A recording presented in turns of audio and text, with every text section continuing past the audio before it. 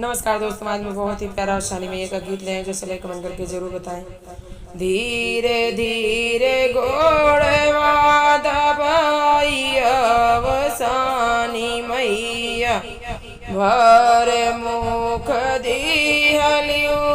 से उमा पहिला मगन मांगे मांगे कर सेंदुराय मार कही दे उमा धीरे धीरे गोड़वा दबाई अब शानी मैया भर मुख दिहलु से हुमा दूसरा मगन मांगे बाँव भरी चूड़िया मार कही दे उमा धीरे धीरे गोड़वा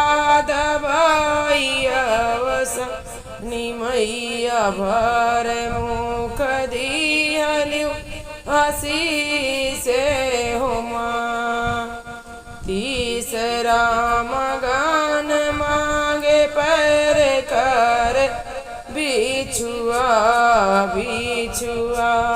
मार कही दे उमा धीरे धीरे गोड़वा दबाई अवसानी मैया भर मुख दिहलियु से हुमा चौथा मगन मांगे पर कई महावर अमार कही दे उना धीरे धीरे गोड़वा दबाई अवसानी मैया भर मुख दिहलियु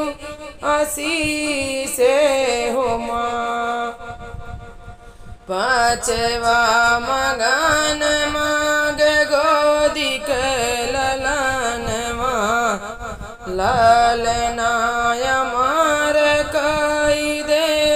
उमा धीरे धीरे गोड़वा दबाई अवसानी मैया भर मुख दिहलियु से हुमा धीरे धीरे गोड़वा दबाई अवसानी मैया भर